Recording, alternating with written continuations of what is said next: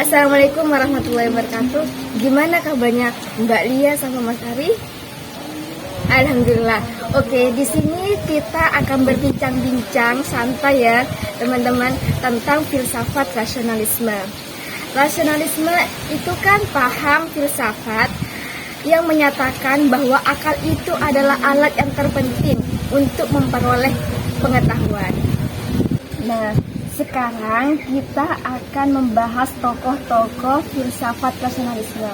Yang saya ketahui tokoh filsafat rasionalisme itu kan ada 3. Yang pertama, Descartes, Spinoza, dan Leibniz.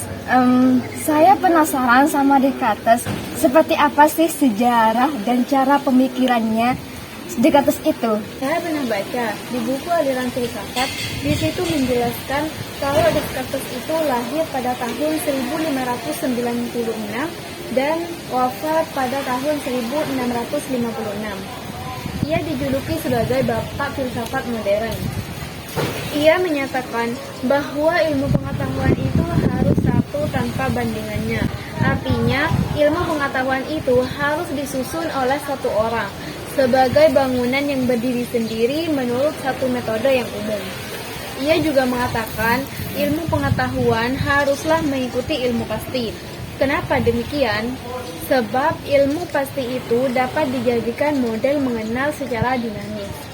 Nah, Descartes ini punya keinginan yang besar, tidak lain untuk menciptakan pemikiran baru, di mana pemikirannya itu berdiri sendiri di atas metodenya sendiri. Sebelum itu, Descartes melihat bahwa filosof-filosof sebelumnya itu hanya mengomentari pemikiran-pemikiran Plato sama Aristoteles. Menurutnya, pemikiran itu sangat membingungkan, sebab semasa Descartes mempelajari filsafat Plato dan Aristoteles, ia meragukan kebenaran dan pemikiran mereka sehingga muncullah keinginan yang kuat untuk menemukan sesuatu yang baru di dalam dunia filsafat dengan menggunakan metode kesangsian. René Descartes adalah filosofi yang mendirikan aliran rasionalisme, di mana dapat didefinisikan sebagai paham yang menekankan pikiran dan pemegang otoritas terakhir bagi penentuan kebenaran sebagai sumber utama pengetahuan. Oke, tapi saya pernah baca juga kalau pemikiran Descartes itu cenderung berujung mengabaikan Tuhan dan agama. Nah, apakah ada filsuf Islam yang sama mengetahui keraguan seperti Descartes, akan tetapi pemikirannya itu membuat semakin yakin adanya Tuhan? Kalau kita mengingat filsuf Islam, tentu ada. Contohnya Al-Ghazali. Beliau juga pernah mengalami keraguan seperti Descartes. Namun, pemikiran beliau itu jauh berbeda dengan pemikiran Descartes.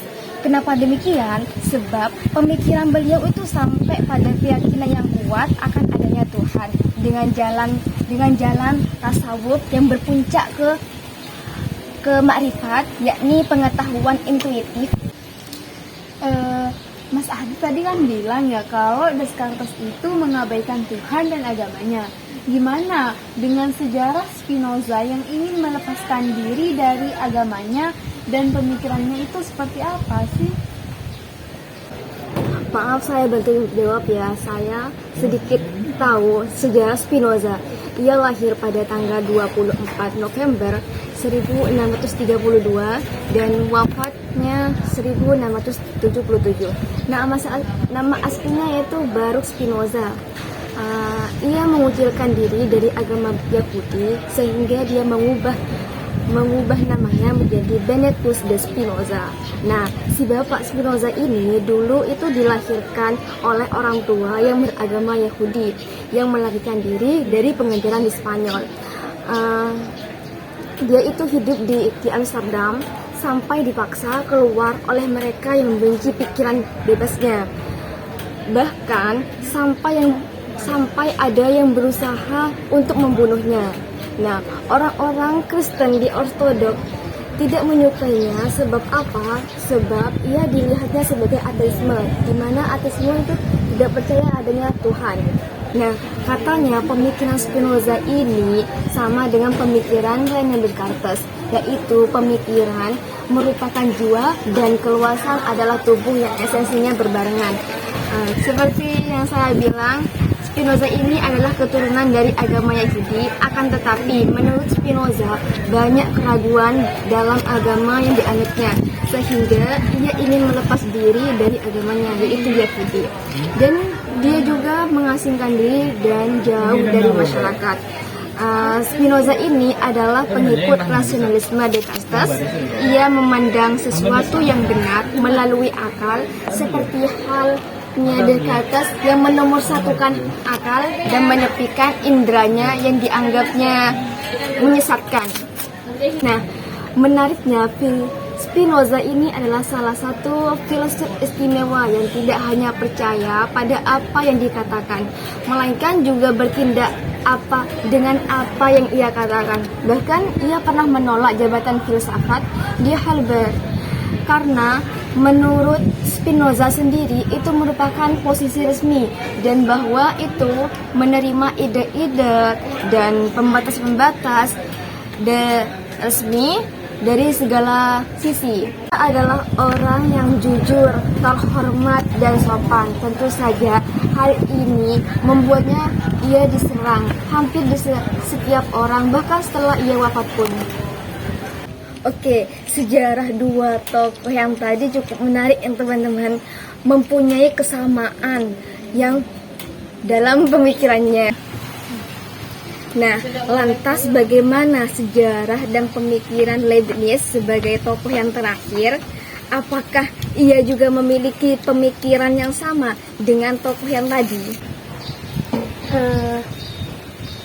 Sejarah Leibniz sedikit berbeda dengan dua tokoh yang tadi. Leibniz lahir pada tahun 1646 dan wafat pada tahun 1716. Ayahnya merupakan seorang ahli hukum dan profesor dalam bidang etika, dan ibunya adalah putri dari seorang ahli hukum juga. Leibniz telah belajar bahasa Yunani dan bahasa Latin pada usia 8 tahun. Leibniz telah belajar bahasa Yunani dan bahasa Latin pada usia 8 tahun. Berkat kumpulan buku-buku ayahnya yang luas dan di usia 12 tahun, ia telah mengembangkan beberapa hipotesa logika yang menjadi bahan simbol matematika seorang filosof Jerman, matematikawan, fisikawan, dan sejarawan. Ia sudah lama menjadi pegawai pemerintah, menjadi atase yang membantu pejabat tinggi negara pusat.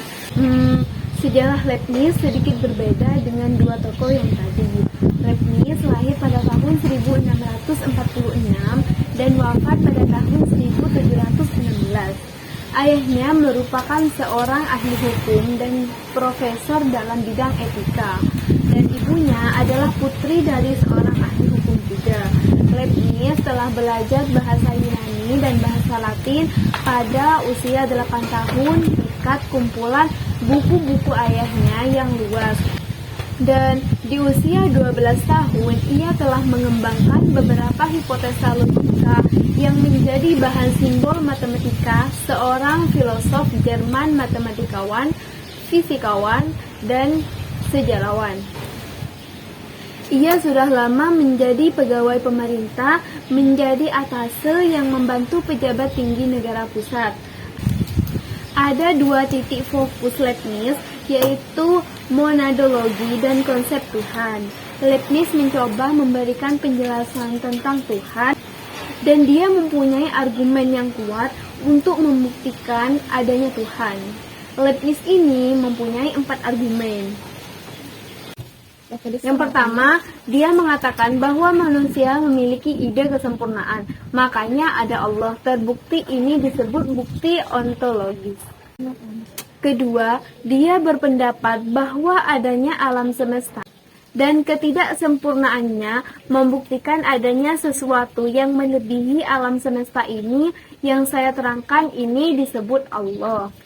Ketiga, dia berpendapat bahwa kita selalu mencari kebenaran yang abadi tetapi tidak tercapai, yang menunjukkan adanya pikiran yang abadi yaitu Allah. Keempat, Leibniz mengatakan bahwa adanya keselarasan di antara membuktikan bahwa pada awal mula ada yang mencocokkan mereka satu sama lain dan yang mencocokkan itu ialah Allah. Saya sudah selesai pembelajaran kita. Terima kasih Mbak Deli dan terima kasih Mas Ari sudah memberikan pengetahuan bagi kita semua. Akhirul kalam, wassalamualaikum warahmatullahi wabarakatuh.